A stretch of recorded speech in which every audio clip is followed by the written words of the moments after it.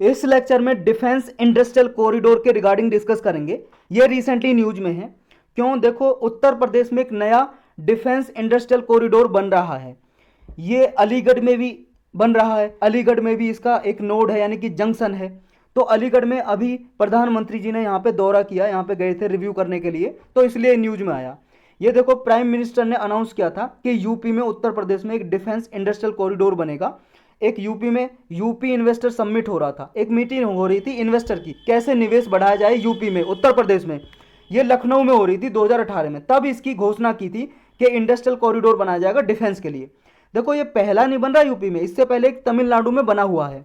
तमिलनाडु में ऑलरेडी बना हुआ है। और ये डिफेंस इंडस्ट्रियल कॉरिडोर का मतलब क्या है? देखो, कॉरिडोर का मतलब होता है गलियारा, और इंडस्ट्रियल मतलब उद्योग लगेंगे, कंपनियां आएंगी, और डिफेंस मतलब डिफेंस रिलेटेड इक्विपमेंट वगैरह जो डिफेंस में, रक्षा में यूज होते हैं, जैसे हेलीकॉप्टर हो गया, या फिर गोला बारूद हो गए, या कोई और टैंक वगैरह हो गए, कोई भी मशीन गन हो गई। तो ऐसे जो इक्विपमेंट है जो डिफेंस में यूज होते हैं, ऐसे इंडस्ट्री का कॉरिडोर बनाया जाएगा। मतलब ऐसा यहाँ पे अच्छे रोड होंगे, रेलवेज होगी, कनेक्टिविटी अच्छी होगी, इंफ्रास्ट्रक्चर अच्छा होगा, यहाँ पे सारी फैसिलिटी होंगी, इलेक्ट्रिसिटी अच्छी होगी।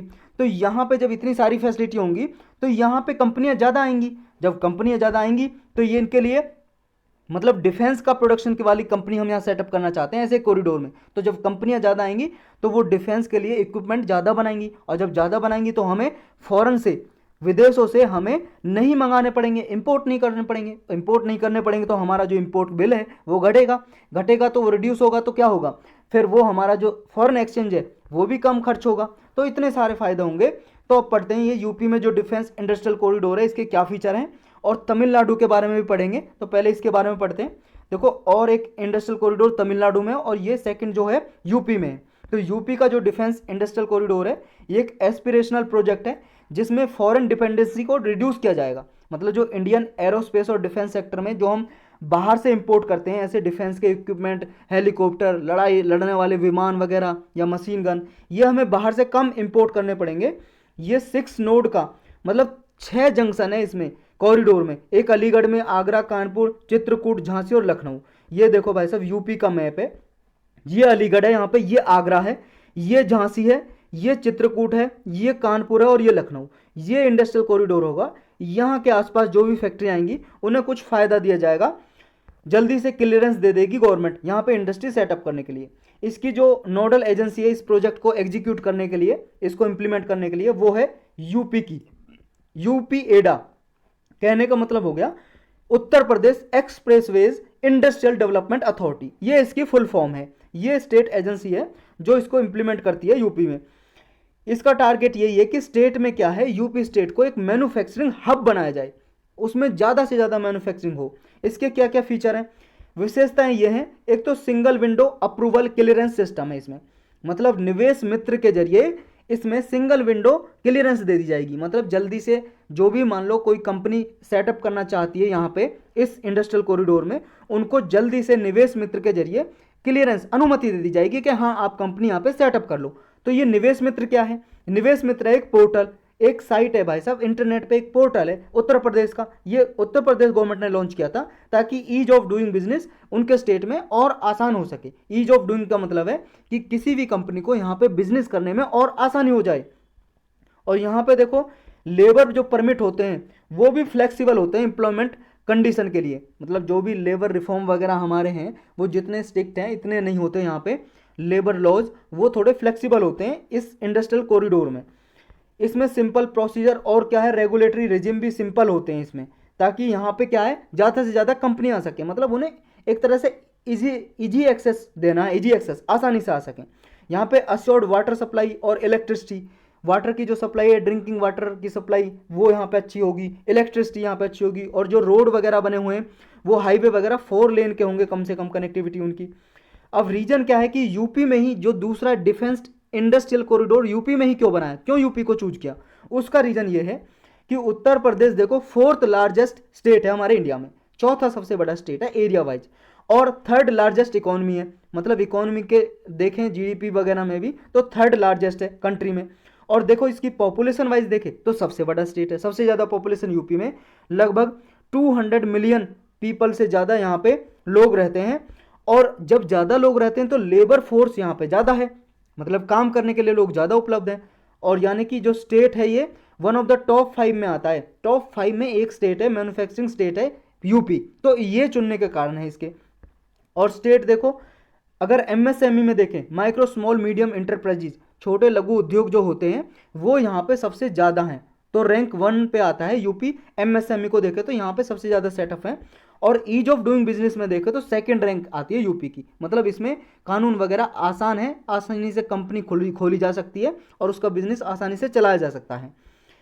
अब डिफेंस कॉरिडोर क्या होते हैं, इसकी डेफिनेशन देख लो। वैसे तो ऑलरेडी हमने ऊपर पढ़ ही लिया है। एक रूट और पाथ है ये डोमेस्टिक प्रोडक्शन के लिए, एक एरिया बना दिया भाई साहब कि यहाँ पे डोमेस्टिक प्रोडक्शन हो डिफेंस इक्विपमेंट की, चाहे प्राइवेट कंपनियाँ आएँ, चाहे पब्लिक कंपनियाँ आएँ, चाहे एमएसएमई यानी कि छोटे लघु उद्योग आएँ, बस हमारे यहाँ पे डिफेंस फोर्सेज के लिए उनकी ऑपरेशनल कैपेबिलिटी इन्हेंस करने के लिए यहाँ पे इक्विपमेंट बनाएं, जो भी ज़रूरत होती है, ज़रूरत के सामान वो बनाएं।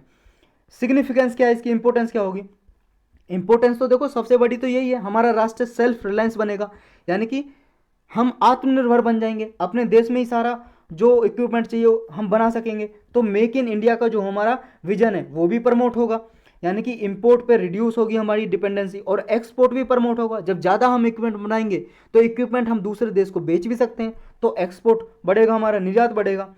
ये एक तरह से सिनर्जेटिक डेवलपमेंट लेके आएगा। सिनर्जेटिक का मतलब है हारमनी, एक तरह से कॉपरेशन, डेवलपमेंट के लिए टेक्नोलॉजी की कॉपरेशन बढ़ेगी। और प्राइवेट डोमेस्टिक मैन्युफैक्चरर को भी प्रमोट करेगा, एमएसएमई को प्रमोट करेगा, जो स्टार्टअप है नई नई कंपनी खोलना चाहते हैं उनको भी एक तरह से प्रमोट करेगा ये डिफेंस एक कॉरिडोर का कंसेप्ट। लेकिन कुछ चैलेंजेस हैं, चुनौतियां हैं इसके सामने, कुछ बाधाएं हैं, हर्डल हैं। वो क्या है? एक तो टेक्नोलॉजिकल डेवलपमेंट इन डिफेंस।